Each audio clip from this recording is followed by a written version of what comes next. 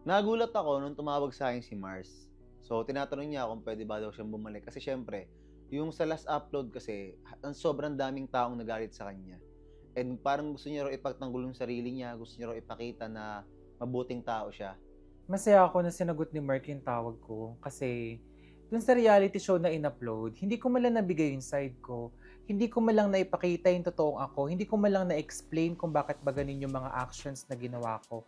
Buti na lang talaga sinagot niya yung tawag. Ngayon, na-explain ko na yung sarili ko sa kanya. Kuya, pasensya na dun sa nakaraan nangyari. Hindi ko naman talaga sinasadya yun eh. Pabalikin mo na ako dyan. Eh, ang problema nga kasi, nagalit si Pam gawa kay Ate Wena.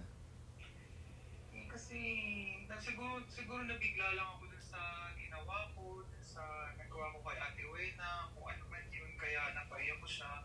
Kasi kuya, bash na rin naman ako eh. Tsaka, Parang sanay ka naman na sa bash. oo nga, pero kasi iba kasi yung bash ngayon sa bash dun sa reality show na nangyayari. Kuya, bigyan mo pa ako ng one chance na lang para at least alam mo yun, masabi ko yung side ko, mapakita ko talaga yung totoong ako sa reality show. Bakit? Di ba yung nakarama pinakita mo? Totoo ikaw naman yun. Oo nga, pero kasi naiintindihan ko na medyo bastos, wala sa lugar, yung bunganga ko, So- yung kilos kay Ate Wena. So, kumbaga, gusto mo mapakita yung mabait na side mo, ganun.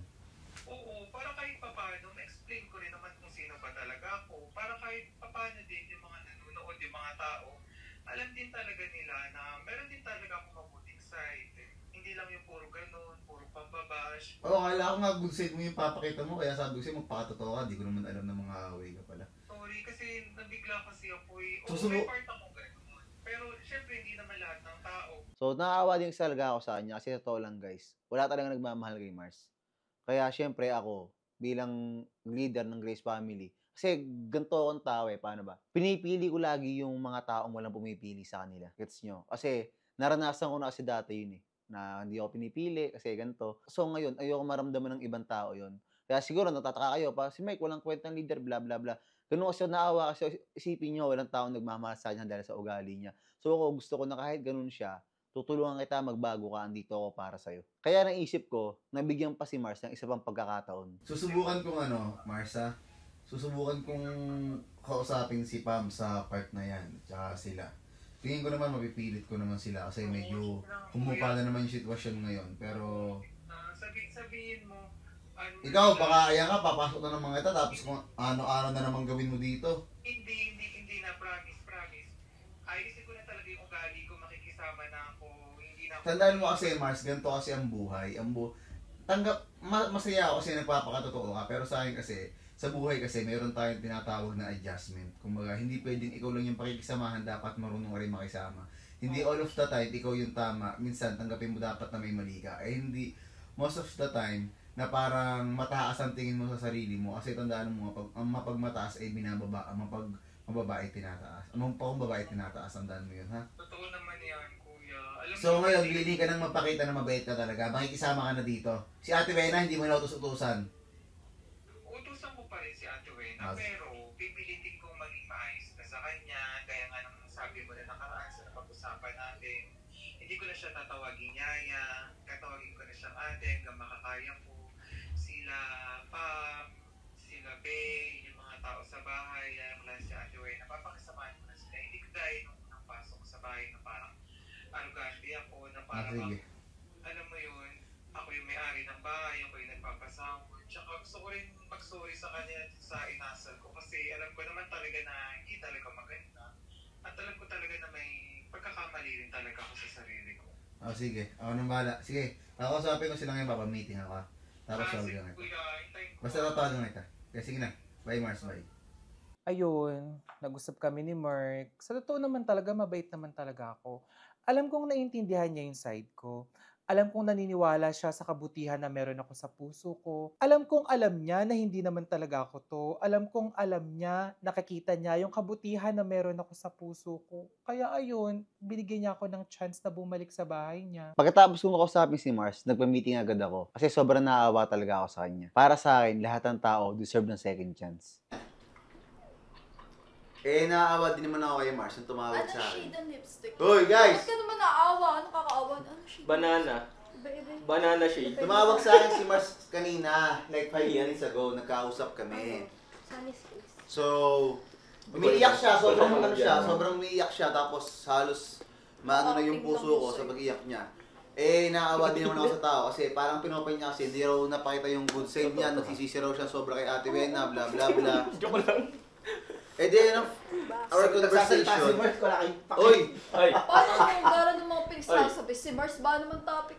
Mars. Si Mars gustong bumalik. O, mabait na raw siya pagbalik niya. Hindi. Wala, hindi pwede. Bawal na bumalik. Kaya mo, no, Uy, ang baby. ganda ng bag mo. Kiss nga, kiss nga anus ko.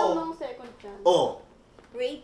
kiss nga kwet ko. Bigyan na lang doon ng second chance si Mars. Naglo-loading pa yan. Parang okay naman siya nung Kakagising lang nakasama nito, ako. huwag mong pansinin. Wag na. Baby, okay lang. Nakakawa naman si Mo. Yung tao, wala nagmamahal sa kanya. Kahit isang tao, pamilya niya, tinalikuran siya. Wala siyang kaibigan. Tayo lang yung pamilya mapupuntahin niya. Tapos tayo tumalikod sa kanya. Wait lang kasi, nahinga na second chance. Kahit nga Everybody may-ari deserves lang a second Wala. chance. Kaya, Ay. walang pasok pa lang niya, ganong ugali. Hindi na nga raw siya ganon. Second, third, Hindi na fourth, nga raw fifth, siya ganon. Papayag ako pag pinakain mo siya ng Pampers. Oh. Aso. Pwede naman. Hindi, para ma-show Hindi, niya. oo. Ano naman, may ibang side siya, di ba? May At saka ano, para, side? Naku, kalak ba? Ano side? Dark side? tsaka ano, para sa akin kasi lahat ng tao deserve ng second chance. Kaya nga. Walang Ay, nalaki lang chance na yun. Sa atin, panguna pa lang, prep, eto pa lang. Ubus na pangalawa yung pa lang. chance ko sa Ay, mundo. nako. Bahala kayo dyan. Hindi, testing lang. Asawa. Okay naman. Kapag Hindi, bumalik siya dito, eh. pag bumalik siya dito, bubukod ako. Ano pa ba ang mga masasamang ugali mo ang gusto mong ipakita, Mars? Bakit ba babalik ka pa? Pinalayas ka na, babalik ka pa? Ano ka, pusa? Hindi maligaw-ligaw? Kota ka na, te! Last na nga to, pag bawala talaga, o di, wala. Kaya nga.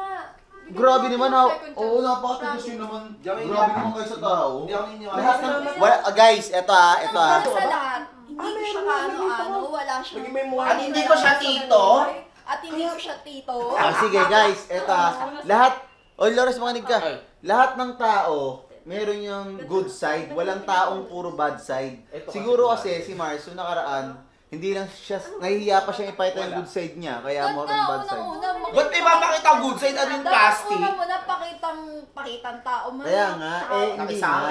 Hindi nga. Ang Ang pagkakasabi nga ni Mars ngayon, mabait na nga siya pagbalik niya. Pagbigyan nyo na lang. Pag isang araw pa lang wala, papaalisin ko sa harapan yung lahat. Sabi mo na yan?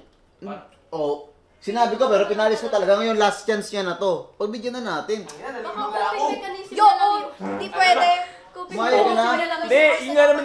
Eto, coping mechanism nga lang naman to ni Tito Mars. Kaya nga. Kino-comfort niya lang sarili niya sa pagiging masama sa ibang tao. Kung sa'yo, papalit si Mars, okay lang na. Okay lang. Padala-dala dito yung Mars na yun, ah. Sa'yo, okay lang. Ano Okay lang. Hindi kasi, So, hindi, wait lang. nag-explain kasi si Parang Nicole, sabi niya, deserve naman oh ng yan. kahit sino ng Sabi ko, second chance eh. sige, yaman na, sige. So 5 tayo, tatlo, oo, dalawa hindi. Sige, both names. Ay, form ko pala na. Eh si Dave, oo ba si Dave? Di ba ka ba? Okay na sa'yo.